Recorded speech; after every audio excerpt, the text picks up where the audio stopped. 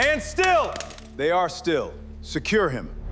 What is the charge? Stay out of it. He didn't do anything! Record the time. Pick up the note. It can wait. It has waited 11 years. Sergeant, he needs the cane. He can walk. Why is he restrained? Because he refused. Refused what? Enter the reason for detention. You give no orders here. I need a legal basis. Write nothing. Sergeant, we should verify him. Follow instructions. We all heard it. We all heard it. Put the phone down. Call the number. Seal could be fake. The name matches. It takes 30 seconds. Nobody calls anyone. Then preserve that refusal. Quiet! Recording started. You are being processed for asking a question. For asking a question? What time is it? 11:40. Who are they waiting for? Someone who is already here.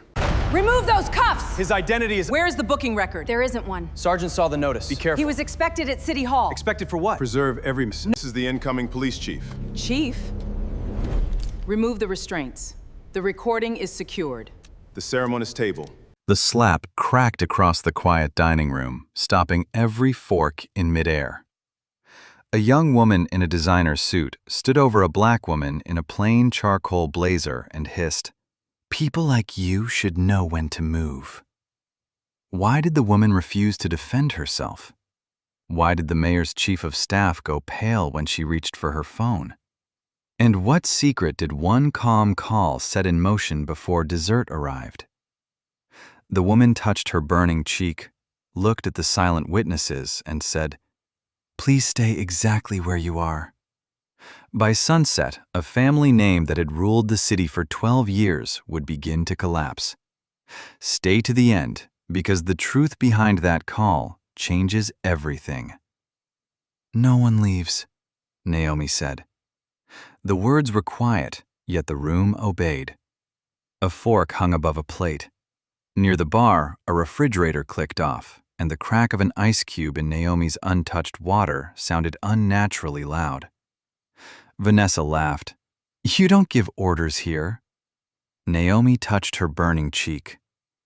"I'm asking the witnesses to remain." "You're asking nothing." Vanessa turned toward the woman rushing from the host stand. "Celia, remove her." Celia Barr, 39, the restaurant manager, crossed the room with keys clenched in one hand. Her navy jacket sat crooked.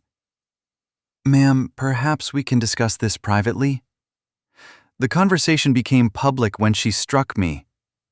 An older guest held his phone against his chest, its camera aimed through his fingers. Vanessa saw it. "Put that away." He did not. Naomi reached for her phone. "Who are you calling?" Vanessa asked. "Someone who can preserve what happened." Celia's keys tapped against her wedding band. "Please, let us handle this internally." "Did you see her hit me?" Celia stared at the pearl earring beside the empty place setting. "I saw contact." "You saw an assault," a waitress said from the service station. Vanessa snapped around. "Tessa, back to work." Naomi dialed. One ring. "This is Naomi Carter." "I need the room secured, all surveillance retained, and every witness identified before anyone is pressured to leave." Vanessa's smile tightened. "Secured by whom?" Naomi listened, eyes on the empty chair across from her. "Riverglass Restaurant, main dining room." "No, I am not injured. Do not contact local command until you arrive." Celia's fingers stopped moving. The older man raised his phone higher. Vanessa reached toward Naomi's wrist. Naomi drew the phone back. "Do not touch me again." Vanessa hesitated. The front doors opened hard enough to rattle the glass. A broad-shouldered man in a gray suit hurried inside. Martin Kells, 48, chief of staff to the mayor, scanned the room with the impatience of someone used to prepared answers. "What happened?" he demanded. "My lunch was hijacked by a woman who refuses to leave," Vanessa said. "Now she's threatening everyone." The voice on Naomi's phone said, "Stay where you are. Brooks is 7 minutes out. Preserve your phone and touch nothing else." Martin stopped beside the table. His face did not collapse. It emptied.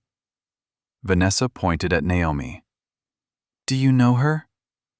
Martin's eyes moved from Naomi to the pearl, then to the phones around the room. "Turn off the cameras," he said. The ice cube split with a second sharp crack. Celia stepped back.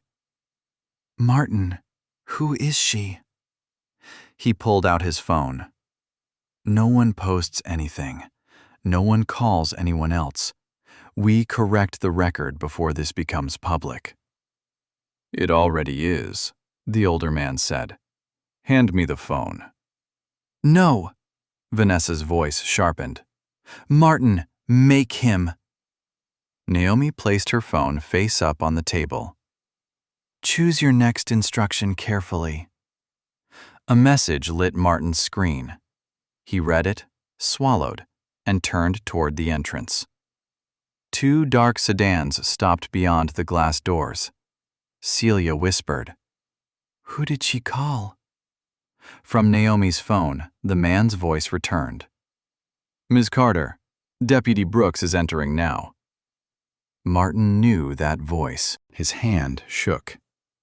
7 hours earlier, at 8:12 a.m., Naomi Carter stood in chambers as rain traced the courthouse windows. "Final review?" asked her clerk from the doorway. "One more page." Samuel Reed set a blue folder beside her elbow. "The city contractor filed another emergency motion." Naomi aligned the folder with the desk.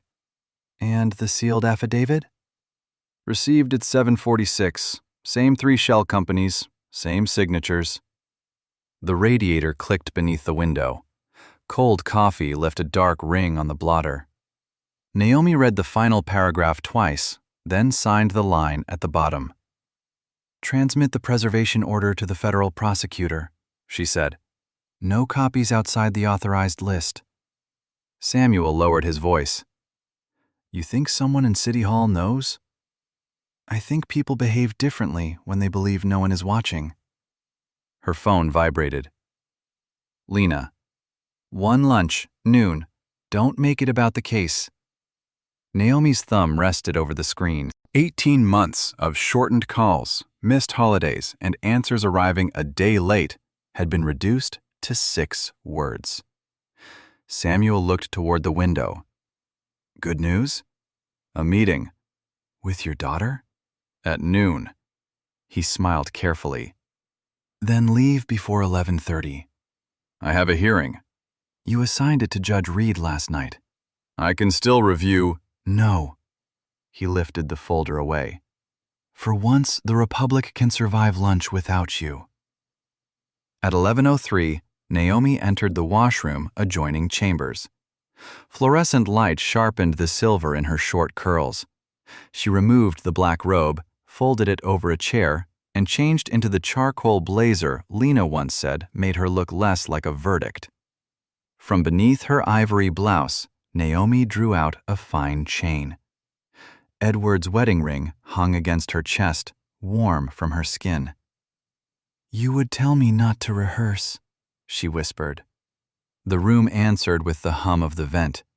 She opened the Notes app anyway. "Ask about the Arts Center." Do not mention the investigation. Do not correct her memory. Listen. Naomi deleted the 4th line, then typed it again. At 11:21, Samuel found her near the elevator holding a wrapped box. "What's that?" "Nothing dramatic." "That answer usually means dramatic." "A photograph frame." "For Lena?" Naomi nodded. "The old picture from our anniversary picnic. She thought it was lost." The elevator indicator stalled on 4. Naomi pressed the button once, then stopped herself from pressing it again. Samuel said, "She came." "She agreed to come." "That counts." The doors opened. Naomi stepped inside, then turned. "If the prosecutor calls, tell her I'll return at 1:30. "I'll tell her you're unavailable." "I am never unavailable." "Today you are." The doors began to close. Naomi almost objected, but Samuel was already walking away with the sealed folder under his arm. In the courthouse lobby, warm air carried the smell of wet stone and floor polish. Naomi checked her phone. No new message. Outside, the rain had stopped, leaving the steps shining under a pale May sun. She slipped Edward's ring beneath her blouse and touched the frame in her bag. At 11:47, another message appeared. "One lunch, Mom. That's all I can promise." Naomi read it twice before replying. "That's enough." At 11:48 a.m., Vanessa Vale, 32, stood beneath the restaurant's brass lights and moved a place card half an inch left. "No, not there," she told the server. "The foundation chairman sits beside me. The councilwoman goes near the window." The server adjusted the cards. Silverware chimed against porcelain, and the room smelled of lemon polish, hot bread, and white lilies. Celia Barr approached with the reservation ledger. "The window table is already booked." Vanessa did not turn. "Then move them." "It's a two-person reservation." "Perfect. 2 people are easier to move than 12. Across the room, Martin Kells checked his watch. A damp crescent darkened his collar. "We need this lunch clean," he said. "No complaints, no delays, no photographs of empty seats."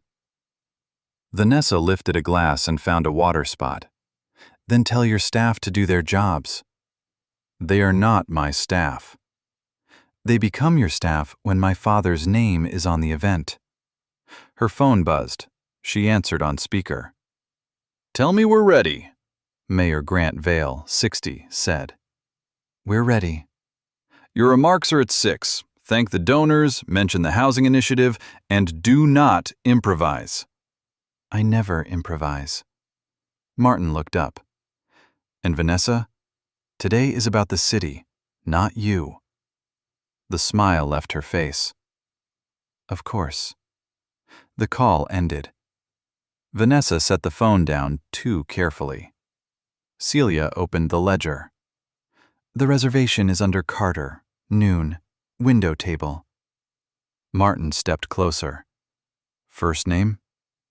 "Naomi." His pen paused. Vanessa noticed. "Do you know her?" "No." "You hesitated." "I read names all day." He took the ledger and underlined Carter twice. The second line cut through the paper. Celia frowned. "You'll tear the page." Martin handed it back. "Offer her the table near the kitchen. Comp the meal." "She requested the window seat 3 weeks ago." Vanessa laughed softly. "People request many things." Tessa Miller, the waitress assigned to the section, set 2 water glasses at the table. "The reservation note says anniversary." Vanessa turned. "Did anyone ask you?" Tessa's cheeks reddened. "No." "Then remove those glasses." Celia lowered her voice. "We can seat your donors in the private room." "My father's foundation does not hide in a private room. It seats 14. It has no street view." Martin glanced toward the windows. "The photographers need the room to look open." Celia rubbed the ledger's edge. "So the reservation loses its table because you want a photograph." "The reservation moves because the city event was confirmed late," Martin said. Tessa lifted one glass. A wet ring remained on the cloth. Vanessa pointed. "Change the linen." At 11:56, the host opened the front door. Cool air swept through the dining room, carrying the scent of wet pavement. Naomi entered in a charcoal blazer, ivory blouse, pearl studs, and a silver watch. She paused inside, scanning the room before her gaze found the window table. Martin saw her at the same moment. His hand tightened around the pen. "Ms. Carter?" the host asked. Naomi nodded. Vanessa followed her line of sight and stepped between Naomi and the table. "That one is no longer available," she said. A drop of rain slid from Naomi's sleeve onto the floor. That table is reserved, Naomi said. Vanessa folded her arms. It was. Now it's needed. The host glanced at Celia, who stood 3 paces away with the ledger pressed against her ribs. Beyond them, sunlight flashed on the rain-dark street, turning the window table into a bright island beneath the brass fixtures. I confirmed it yesterday, Naomi said. Celia approached. Miss Carter, we can offer you a quieter table near the kitchen. Your lunch will be complimentary. Naomi looked past her. 2 settings waited by the glass. One chair faced the room, the other faced the place where Edward had once dropped a ring box, then spent 10 seconds searching under the table while she pretended not to notice. I requested this table for a reason. Vanessa gave a short laugh. Everyone has a reason. Naomi took out her phone and opened the confirmation. Window table, noon, 2 guests. Tessa, holding a folded cloth, leaned just enough to see the screen. That matches the note in the system. Vanessa's gaze snapped toward her. Change the linen in the private room. It's already changed. Then check it again. Tessa did not move. Martin stepped between them, smoothing his tie. Miss Carter, the City Foundation is hosting donors. We're asking for flexibility. Are you asking? Naomi said. Or informing me? His smile remained, but the skin beside his mouth tightened. We're trying to avoid an unnecessary scene. Naomi slid her phone back into her bag. Then honor the reservation. The service door swung open behind the bar, releasing heat, the smell of butter, and the sharp clatter of pans. Celia lowered her voice. There's another table available. Not the one I booked. Your guest may not mind. Naomi's hand rested on the chair back. The polished wood was cool, except for a shallow scratch near the edge. She traced it with one finger. Edward had made that mark with his watch the night he proposed. Vanessa noticed the gesture. You're being sentimental about furniture. Naomi met her eyes. I'm being precise about an agreement. At 11:59, her phone vibrated. Parking now, 5 minutes. Naomi's shoulders softened for half a breath. Vanessa reached for the chair. Good. Then you can both sit elsewhere. Naomi kept her hand in place. The room shifted around them. A couple near the bar stopped speaking. The older man at table 6 lowered his newspaper. Tessa folded the cloth once, then again, without looking away. Martin said, Vanessa. What? Let Celia handle it. She is handling it badly. Celia's keys clicked against her ring.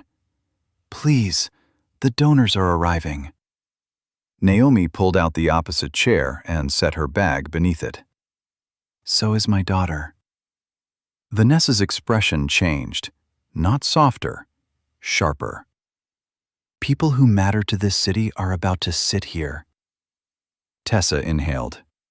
Naomi turned the empty water glass so its rim caught the light. My daughter matters to me. For a moment, even Vanessa had no answer. Then the front doors opened, and 2 photographers entered with camera bags. Martin checked the room, saw the untouched place settings, and whispered, We're out of time. Vanessa reached across Naomi and lifted the reservation card from the table. Then I'll solve it myself. Vanessa held the reservation card between 2 fingers. This is over, she said. Naomi remained beside the chair. Return it. The lunch crowd had gone still. A knife scraped once across porcelain. Warm kitchen air carried butter and pepper across the white cloth. Vanessa glanced at the card. A printed name does not make this table yours. It confirms an agreement. It confirms someone made a mistake. Celia stepped forward. Vanessa, give it back. Martin's jaw tightened. We can resolve this quietly. Naomi's phone buzzed inside her bag. Parking. Coming in now. She looked toward the front doors. For 1 second, there were no donors or cameras, only the empty chair and Lena beyond the rain-streaked glass. Vanessa followed her gaze. Is your guest important? To me. That isn't what I asked. Naomi extended her hand. The card. Vanessa tore it down the center. The sound was small. Tessa flinched. Celia's keys stopped clicking. At table 6, Harold Price, 67, a retired history teacher with a silver mustache, touched the record icon on his phone. Naomi looked at the two halves. You should not have done that, she said. Vanessa stepped closer. Or what? Martin shifted away from the photographers. Vanessa, enough. No, she wanted attention. I wanted lunch with my daughter. The sentence landed without force, and several diners looked down. Vanessa's mouth tightened. Then take her somewhere appropriate. Tessa whispered, This is her reservation. Vanessa turned.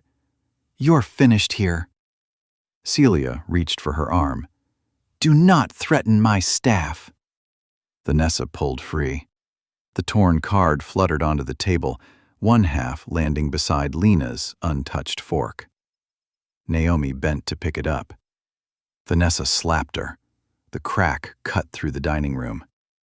A pearl stud struck the cloth, rolled in a pale curve, and stopped beside the empty place setting. Naomi's hand remained on the torn card. She did not rise. She watched the earring tremble once while someone behind her drew a breath and held it. No one spoke. Harold's phone kept recording. Vanessa's face had gone white around the mouth. She came at me. Naomi slowly straightened. I bent toward the table. You moved at me. The camera will show otherwise, Harold said. Every head turned. Vanessa pointed. Put that phone away. No. Martin crossed the room. Sir, recording guests may violate restaurant policy. Harold raised the phone. Then ask the manager. Celia looked at Naomi's cheek, then at the pearl. Keep recording. The photographers near the entrance began backing toward the doors. Stay, Naomi said. One stopped with his hand on the brass handle. Vanessa laughed too quickly. You don't control this room. No, Naomi said.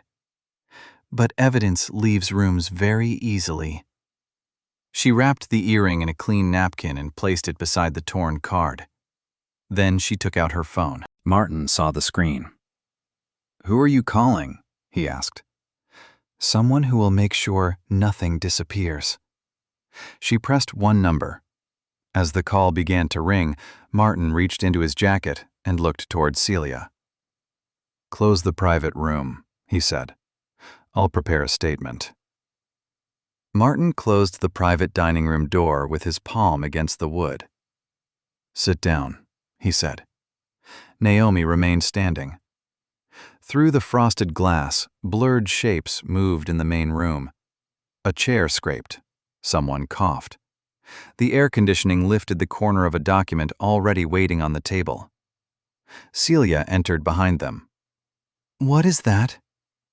A standard incident statement, Martin said. Naomi looked at the page. Her name was typed at the top. So was the sentence, Ms. Carter became verbally aggressive after being asked to relocate. She checked her phone. 12:07 p.m. You prepared this before you came in, she said. Martin placed a black pen across the signature line. I prepared options. You prepared a conclusion. Vanessa stood near the sideboard, rubbing her palm against her skirt. She threatened me. Naomi turned toward her. What words did I use? Vanessa opened her mouth. Martin answered first. This is not a hearing, No, Naomi said. Hearings preserve records. The call was still connected. A faint voice came through the speaker. Ms. Carter, keep the line open. Martin's eyes moved to the phone. He pulled out a chair. We can solve this without humiliating anyone further. The restaurant will cover the meal. The foundation can contribute to any organization you choose. Celia stared at him. You're offering a donation after she was struck? I'm offering resolution. Naomi sat, but did not touch the pen. The leather seat was cold through her blazer. From the kitchen wall came the metallic knock of pans being stacked too quickly. Did you see the slap? She asked Celia. Celia's keys clicked against her ring. Yes. Did I touch Ms. Vale before it happened? No. Vanessa stepped forward. Celia? The manager looked at the floor. No, you did not. Martin slid the page closer. Sign that both parties misunderstood the exchange and everyone leaves with dignity. Naomi read the second paragraph. It stated that no physical contact had been witnessed by staff. She folded the page once, then opened it again. Who gave you my full name? Martin did not answer. The reservation ledger, Celia said. That explains the name, Naomi replied. It does not explain why this says I refused to leave before you entered the building. The vent rattled overhead. Vanessa looked at Martin. What does she mean? He reached for the paper. Naomi placed 2 fingers on it. Please don't alter potential evidence. His hand stopped. Outside, Harold's voice rose through the door. You cannot make me delete it! A second voice answered, lower and official. Sir, we only need to see the phone. Celia moved toward the handle. Martin blocked her path. Stay here. Naomi's voice sharpened by 1 degree. Open the door. This room is private. The witnesses are not. Martin's phone buzzed. He read the message and turned the screen face down. Naomi saw only the final line before it vanished. Make her sign before officers arrive.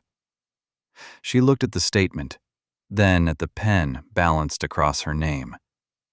On the call, the distant voice said, 2 minutes out. Martin heard it. For the first time, he removed his hand from the door. The private room door opened before Martin could reach it.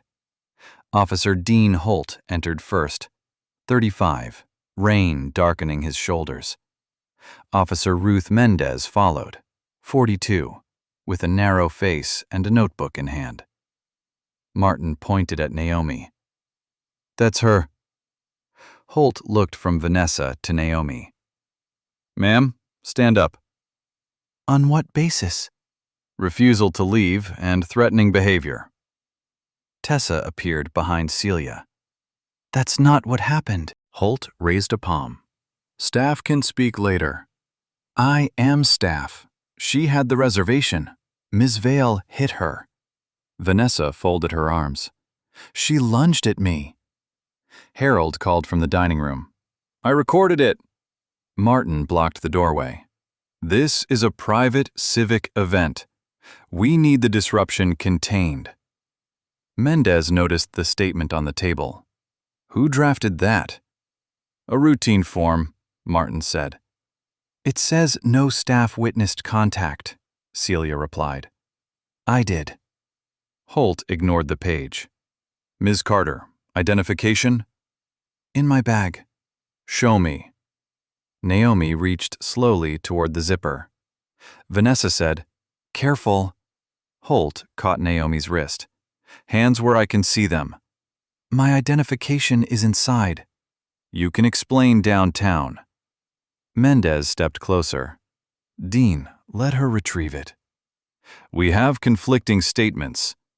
You have 4 witnesses saying the same thing. Martin's phone buzzed. The mayor's office expects this handled now. Holt's posture changed. Turn around, ma'am. Naomi remained still. Check the reservation first. I said turn around. The kitchen door swung open, releasing steam and scorched onion heat. In the dining room, cutlery stopped. Naomi placed both hands flat on the table. I am reaching for official identification. Note that I said so before you restrained me. Holt pulled her arms behind her. The first cuff closed over her silver watch. Cold metal pressed against the glass, and the second hand stopped between 11 and 12. Celia covered her mouth. Tessa whispered, "Oh my God." Naomi looked at her. "Save the reservation record." "I will." Martin snapped, "She does not instruct staff." Mendez met Celia's eyes. "Save it." For once, Martin said nothing. Holt guided Naomi into the service corridor. Fluorescent lights hummed. Her sleeve caught a rack, sending folded napkins onto the tile. "You are making an error," Naomi said. "I hear that every day." "Then listen once." He opened a storage room beside the kitchen. Glassware lined one wall. A mop bucket stood beneath a vent, blowing cold air. "You'll wait here until we verify who you are." "My phone is still connected." Holt took it from the outer table and ended the call. Mendez saw the screen before it went dark. Her expression tightened. "What?" Holt asked. "Nothing yet." A freezer compressor shuddered behind the wall. Mendez turned the phone face down, but not before reading the missed call banner. A. Brooks. Naomi sat on a wooden chair. The cuffs drove the watch deeper into her wrist.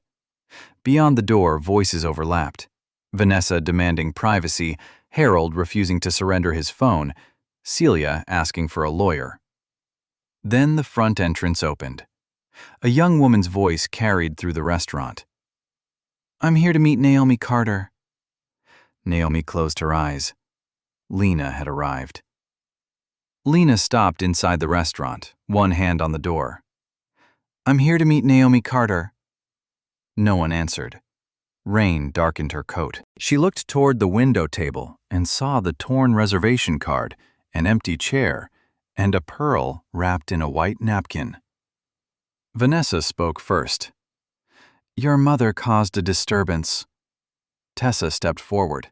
"That isn't true." Martin moved between them. "Miss Carter, this is being handled." "Where is she?" Officer Holt emerged from the corridor. "She's being detained while we verify her identity." "Detained for what?" "She refused to leave." "She had a reservation."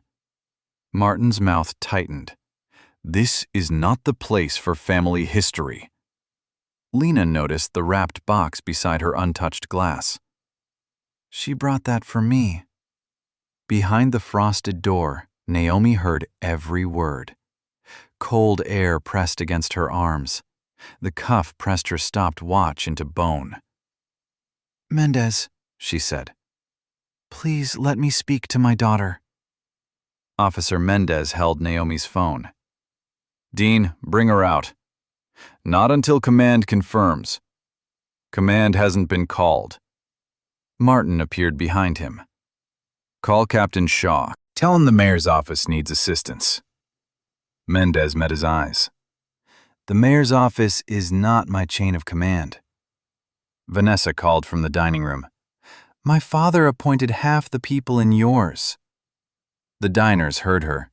Lena stepped into the corridor. "Mom?" Naomi turned in the wooden chair. Lena's gaze dropped to the cuffs, the fallen napkins, and the silver watch trapped beneath the metal. "What happened?" "I came for lunch." "Don't answer like you're on the bench." Naomi lowered her shoulders. "Vanessa Vale wanted our table. I refused to move. She struck me. They ignored the witnesses." Lena looked back. "Why does this always happen around you?" Naomi said nothing. "The investigations, the closed doors, Dad waiting because you were still at court." Lena tried to undo her coat button, but her fingers slipped twice. I asked for one lunch. So did I. The words were barely above the vent. Naomi nodded toward the gift. I found the picnic photograph. Lena's face changed. The one by the lake? Yes, He looked for it every anniversary. I know. Kitchen heat rolled into the corridor as a door swung open, then vanished when it closed. You should have told me why this table mattered, Lena said. I was trying not to make lunch about the past. It is always about the past with us. Martin called, Ms. Carter, wait outside. Lena turned. Stop telling me where to stand. Vanessa folded her arms. Your mother could have prevented this by moving. Lena's jaw tightened, but she said nothing. She picked up the gift box and set it on the window table. I can't do this today. Naomi's fingers curled against the cuffs. Lena, I don't know who to believe. The sentence emptied the room. Lena walked toward the exit. Tessa stepped aside. Harold lowered his phone. No one followed. At the door, Lena looked back once, not at Naomi, but at the unopened box. Then she left it behind. The glass closed between them. A heartbeat later, two dark-suited figures entered from the rain. Mendez looked at Naomi's phone, then at the man approaching the corridor. His badge was already in his hand. The man with the badge crossed the dining room without looking at Vanessa. Deputy Adrian Brooks, he said. Who restrained Judge Carter? The room went still. Holt turned from the corridor. Judge? Adrian, 52, held his credentials open until Holt read every line. Federal Judge Naomi Carter, Adrian said. Answer me. Mendez stepped past Holt. She was restrained after requesting identification. I advised against it. Martin moved forward. Deputy, this is a local disturbance. Then why was her protected call ended? Naomi's phone lay face down on the side table. Mendez picked it up. Officer Holt ended it. Holt stared at her. Ruth. You did. Adrian entered the storage room. Cold air lifted Naomi's sleeve. He crouched beside her. Your Honor, may I remove these? Yes. The cuff opened with a dry click. Naomi drew her hands forward. A red line crossed the skin beneath her frozen silver watch. Adrian lifted the fallen pearl with a napkin and set it beside Naomi's federal identification. Vanessa stared at the seal. She never said who she was. I said I had official identification, Naomi replied. You made this look like a trap. No, you believed identity was the only thing that could make your conduct wrong. Martin reached into his jacket. Keep your hands visible, Adrian said. I'm checking a message. You can check it after your device is preserved. Martin's thumb moved anyway. Mendez saw the screen. He's deleting something. Adrian extended his hand. Phone. This belongs to the mayor's office. That is not an exemption. Martin glanced toward the entrance. Celia locked the front door and left the key in place. No one leaves, she said. Adrian handed the phone to a second federal officer carrying evidence sleeves. Airplane mode. Photograph the screen. A message remained visible. Make her sign before officers arrive. Use the standard version. Vanessa read it. What standard version? Routine crisis language. You already had her name. From the ledger. And the accusation? Martin did not answer.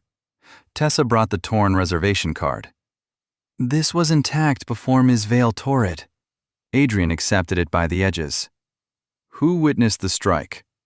Harold's hand rose first. Tessa's followed, then Celia's. After a long moment, 3 diners raised theirs too. Vanessa looked around. You were all silent. Harold said, "Too long." Naomi turned toward the rain-streaked doors. Lena was gone. Adrian followed her gaze. "Do you need medical assistance?" "No." "Should I call your daughter?" Naomi looked at the unopened gift box. "Not yet." Mendez removed her badge and set it before Adrian. Holt stared at her. "What are you doing?" "Making sure my objection cannot be rewritten." "Your statement will be taken separately," Adrian said. Outside, sirens approached, but stopped short of the entrance. Martin's phone vibrated inside the evidence sleeve. The screen lit with an incoming call. Mayor Grant Vale. Everyone saw it. Adrian looked at Naomi. "Shall I answer?" She touched the chain beneath her blouse, where Edward's ring rested against her skin. "No," she said. "Let him wonder why no one is answering." The phone kept ringing on the white tablecloth. The mayor's call stopped ringing after 43 seconds. Adrian pointed to the evidence sleeve. "Log it. Do not return it." The second federal officer photographed the screen. Around the dining room, a fork lowered and a tray settled before it slipped. Celia led them to the manager's office behind the kitchen. The room smelled of toner, old coffee, and lemon cleaner. A monitor showed 6 camera feeds. "The main dining camera went black at 11:58, she said. "Who disabled it?" Adrian asked. Celia looked at Martin. "I requested privacy for donors," he replied. Tessa folded her arms. "You said the system was being serviced." Martin's gaze hardened. "You misunderstood." Celia opened a cabinet. "The backup records audio separately. It overwrites every 12 hours. Martin stepped forward. "That system is restaurant property." Naomi stood near the door, rubbing warmth into the wrist beneath her stopped watch. "Then the restaurant may preserve it voluntarily." Celia lifted a small black drive. "I already started." On the monitor, a progress bar crawled across the screen. 61%. Rain ticked against the office window. From the dining room came muted glassware as witnesses were separated. Adrian turned to Harold. "You're recording?"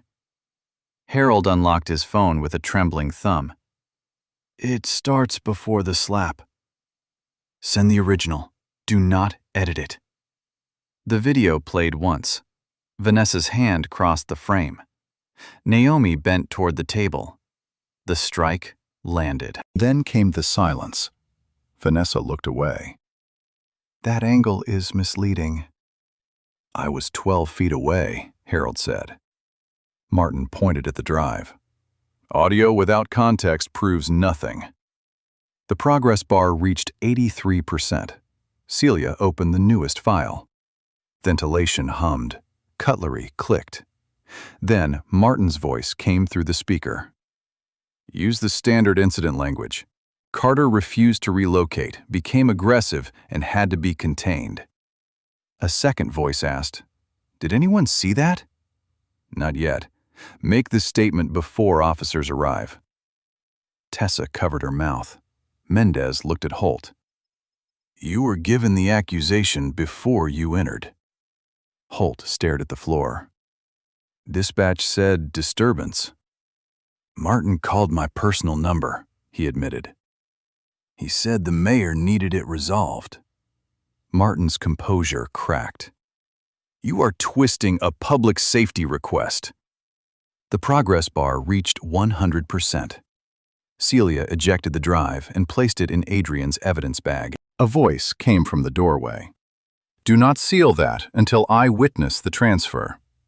Iris Shaw, 44, entered in a dark raincoat, a federal prosecutor's credential at her waist. Rain shone on one shoulder. She listened to the recording once, then she looked at Naomi. "This connects." "To the contract matter?" Adrian asked. Iris nodded. "Same phrase, same method. 3 contractors were labeled aggressive after refusing revised bids. 2 later withdrew their complaints." Martin lost what little color remained. Naomi touched the unopened gift box on Celia's desk. Iris lowered her voice. Your Honor, this is no longer only about lunch.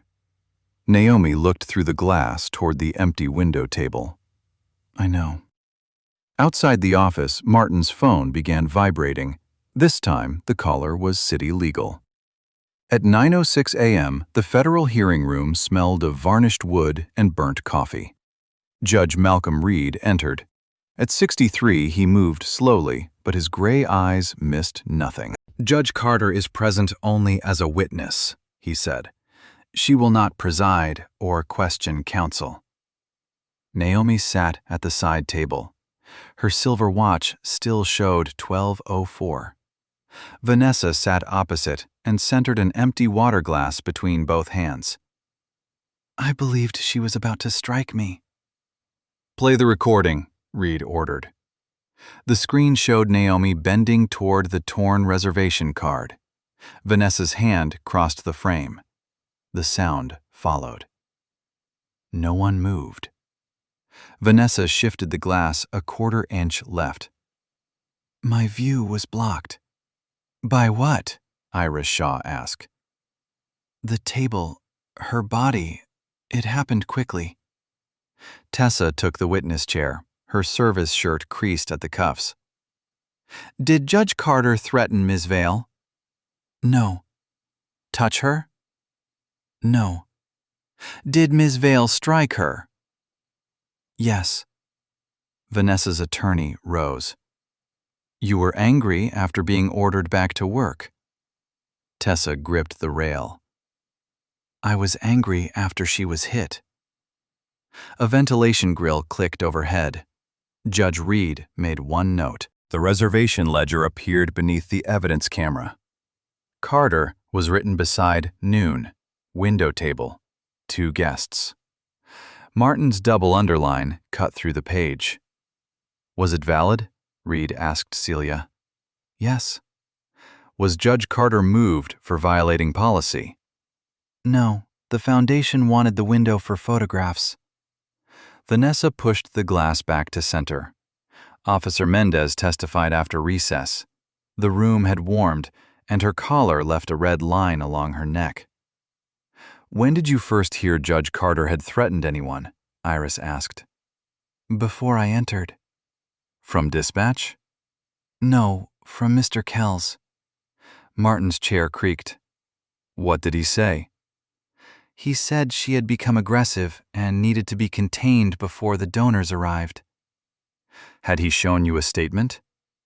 No. Checked the reservation? No. Had Judge Carter produced identification? She tried. Officer Holt stopped her. Martin whispered, This is being shaped. Mendez turned. You shaped it before we arrived. The words hung beneath the fluorescent hum.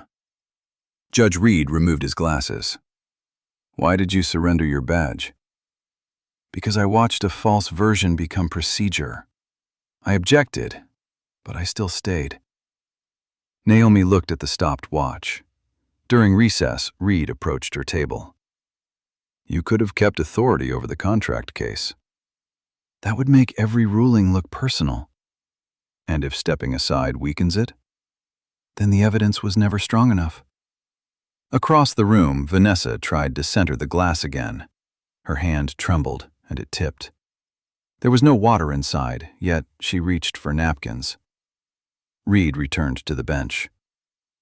The recordings and testimony establish grounds for an independent inquiry into obstruction, false reporting, and misuse of municipal authority, he said. All related devices and city communications will remain preserved. Vanessa stared at the dry tabletop. Martin's attorney stood. Mayor Vale requests a private meeting before further action. Judge Reed closed the file. Then the mayor may explain why his office was calling before the first witness had even spoken. Grant Vale arrived at 4:18 p.m. without counsel. He entered the federal conference room carrying no folder, only the city pin on his lapel. Iris Shaw remained by the window. Adrian Brooks stood near the door. Naomi sat at the far end of the table with her stopped watch beside a legal pad. Grant looked at the watch first. "You were restrained for 12 minutes, he said. 14. His jaw tightened. "I came to apologize." "To whom?" "To you, to your daughter, to everyone involved." Naomi turned her coffee cup toward him, but did not offer it. Grant sat. "Vanessa acted badly. Martin made it worse. I will say that publicly tonight." "And tomorrow?" "I will accept an independent review." Iris opened a file. "The review already exists." Grant ignored her. "Judge Carter, this can still be contained as a restaurant incident. My daughter enters a plea, the city funds training, and I leave the foundation." Naomi watched him touch the pen whenever he said city. "You are asking me to separate the slap from what followed." "I'm asking you not to let one family mistake destabilize an administration." "Your staff prepared a false statement before officers arrived." Martin panicked. "Officer Holt was contacted outside dispatch." "I did not order that." "Your office did." The vent shifted a page. An elevator bell sounded beyond the wall. Grant leaned forward. "What do you want?" Naomi waited. "Nothing from you." He blinked. "The witnesses gave statements. The recordings were preserved. The matter belongs to them now." "I can make a public apology." "An apology cannot be exchanged for silence." His hand left the pen. Iris placed 3 emails on the table. Each carried the foundation letterhead and contractor names already under federal review. "Those are donations. They were made days before contract awards," Iris said. "The same companies later received changes without open bidding." "That proves timing." Adrian set down a second packet. Martin had directed employees to classify complaints as hostile encounters. One line matched the restaurant recording. "Use the standard version before they organize." Grant read it twice. "Martin had broad discretion." "He had your protection," Naomi said. The mayor's face hardened. "Be careful." Adrian moved one step from the door. Naomi's voice stayed level. "That sounded like a warning." Grant looked toward Iris. "It was frustration." "Then we will record it as such," Iris said. Only then did he notice the red light on the recorder. His fingers could not unfasten the pin. The clasp caught in the fabric. Naomi slid the city charter toward him. "You told the public that office is a trust," she said. "Read the line you signed." Grant looked down. His shoulders lowered. He freed the pin and placed it face down between the emails. Iris closed the file. "Your devices will be collected outside. Formal notices will follow." At the door, Grant turned. "Vanessa is still my daughter." Naomi looked at the unopened message from Lena glowing on her phone. "I know exactly what that costs," she said. After he left, Iris turned over the city pin. On its back, beneath 12 years of scratches, were a contractor's engraved initials. At 7:30 the next morning, workers removed Grant Vale's portrait from the hallway outside the mayor's office. The frame came free with a dry scrape. Behind it, a pale rectangle marked the wall where sunlight had not reached for 12 years. Evelyn Marsh, 56, the acting mayor, watched with sealed notices against her chest. "Take it to records," she said. A reporter called from behind the rope. "Is he resigning?" Evelyn studied the empty hook. His letter became effective at 7. Across town, Grant sat in a federal interview room while Iris placed the engraved city pin in an evidence tray. "The initials match Halden Civic Partners," she said. "They donated to the foundation." They also received 4 amended contracts. "I signed what legal approved." Iris slid Martin's archive across the table. "Your chief of staff preserved every instruction." Grant opened the first page. His own message appeared in bold. "Keep complaints local. No outside review." He closed the folder. At 9:10, Martin Kells entered through a side door with his attorney. His tie was gone, and he rubbed the mark on his collar. "I'll cooperate," he said. "Fully?" Iris asked. "Emails, calendars, personal devices." "And the officers?" Holt took calls directly.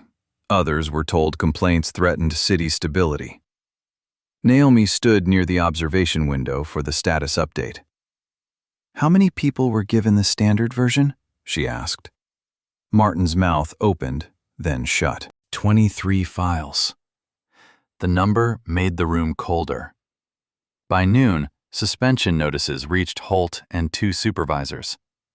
Mendez remained on leave but was named a cooperating witness. Celia forwarded records showing which employees had been pressured to revise statements. Harold delivered his phone in a paper evidence bag and asked for a receipt twice. At 2 o'clock, Vanessa appeared before Judge Reed. "I accept responsibility for striking Judge Carter and making a false statement," she read. Her voice held until she reached responsibility. Judge Reed looked over his glasses. "Did anyone force you to say Judge Carter lunged at you?" "No." "Did anyone ask you to protect your father?" Vanessa tightened her grip on the page. "No one had to." The courtroom remained silent. Outside, cameras waited. Vanessa stepped to the microphones. "I regret what happened. I was under pressure, and I failed to meet the standards expected of me." Tessa stood behind the press line in her work uniform. Vanessa saw her. "I am sorry to everyone affected." Tessa raised her voice. "Would you be sorry if no one knew who she was?" Vanessa froze. The microphones caught her breath. "You saw a woman alone," Tessa said. "You thought that meant unprotected." A reporter turned, but Tessa stepped back. Vanessa folded her statement. For once, no aide moved to rescue her. That evening, Evelyn entered the mayor's office. Grant's desk was bare except for a ring of dust where the city seal had stood. She opened the blinds. Across the street, the courthouse windows caught the last light. Naomi stood behind one of them, listening to a voicemail from Lena without pressing play. On the wall below Evelyn's hand, the pale rectangle remained. She left it uncovered. At 9 a.m., the public chamber opened with a pale rectangle from Grant Vale's portrait visible across the street. Naomi placed a proposal beneath the microphone. Warm toner scented the paper. Behind her, chairs clicked as workers, officers, contractors, and reporters sat down. Evelyn Marsh leaned forward. "Judge Carter, the city approved ethics training." "Training is not a reporting system." "We can expand the hotline." "Who answers it?" "Internal compliance."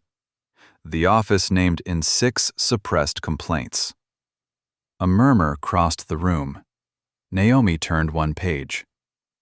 "I am asking for an independent complaints unit, automatic preservation of camera and dispatch records, written authorization for command intervention, and protection for employees who refuse improper orders." Councilman Peter Lowe tapped his pen. "That is expensive." "So were 23 altered files." The pen stopped. Celia laid the Riverglass incident log on the witness table. Her keys rested beside her ring. "When officials demanded our video, I did not know whether protecting it would cost me my job. Tessa sat beside her, sleeves rolled up. Make the first copy automatic. One for the business, one stored outside it. No manager should choose while someone powerful stands over them. The city attorney frowned. Evidence rules for restaurants? Rules that stop records disappearing, Tessa replied. Naomi saw Lena enter through the rear doors. She wore the same raincoat from the lunch. Instead of approaching, she sat in the last row with the unopened gift box on her knees. Evelyn pointed to paragraph 7. Employees may report political pressure to an outside inspector? Yes. That could invite frivolous claims. It could invite the first honest one. The air conditioning clicked on. A corner of the proposal lifted, and Naomi flattened it with her stopped watch. Lowe cleared his throat. Could we change mandatory preservation to recommended preservation for the pilot year? Naomi uncapped her pen. For several seconds, only its scratch was heard. She crossed out recommended. Above it, she wrote mandatory. No. A camera shutter snapped. Evelyn faced Mendez, sitting without her badge. Would this policy have changed what happened? Mendez stood. It would have given me somewhere to report before I had to surrender my badge to be believed. Holt's empty chair held a folded name card. At noon, Lena waited in the corridor beside a humming vending machine. You changed one word, she said. It was the important word. I thought you stayed quiet because rules mattered more than people. Naomi slid the pen into her folder. Rules are how people without protection get protected. Lena looked at the box. Dad said you never knew how to leave work. He was right. He also said you stayed because someone had to. Naomi's breath caught, then steadied.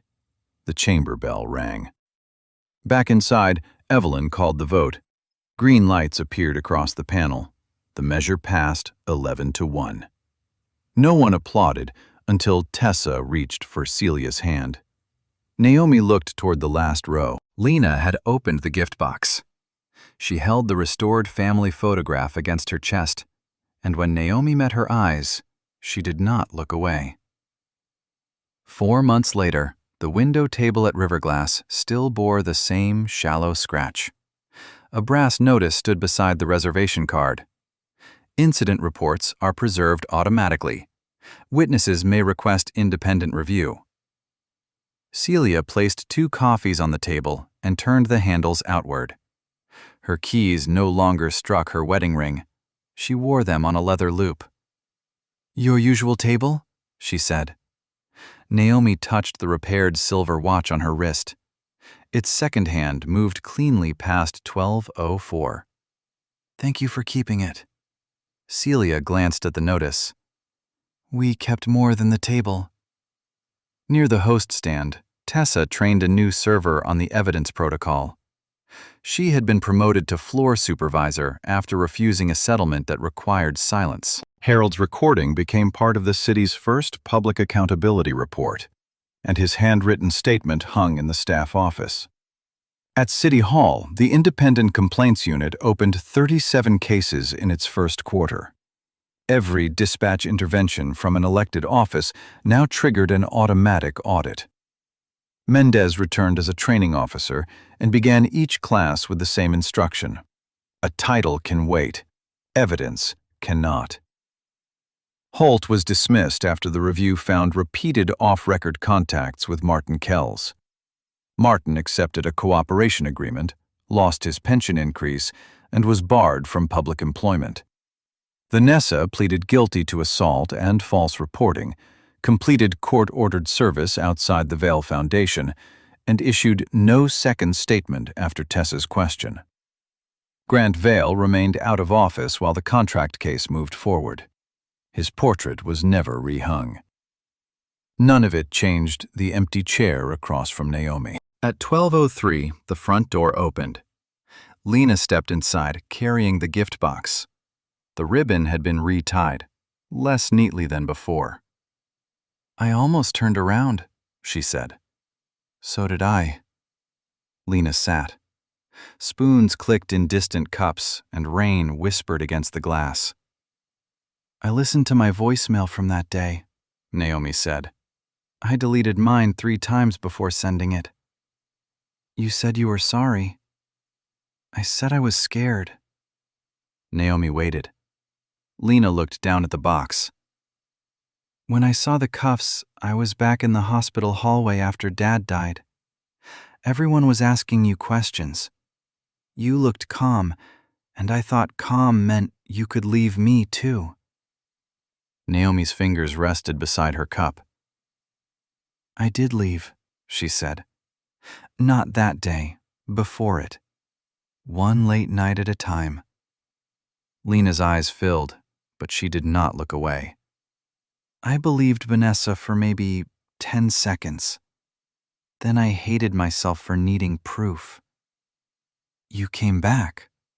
Months later, you came back."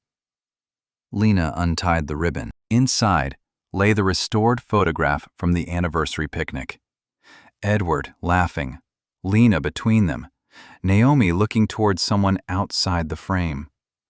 "He was probably telling the waiter the camera was crooked," Lena said.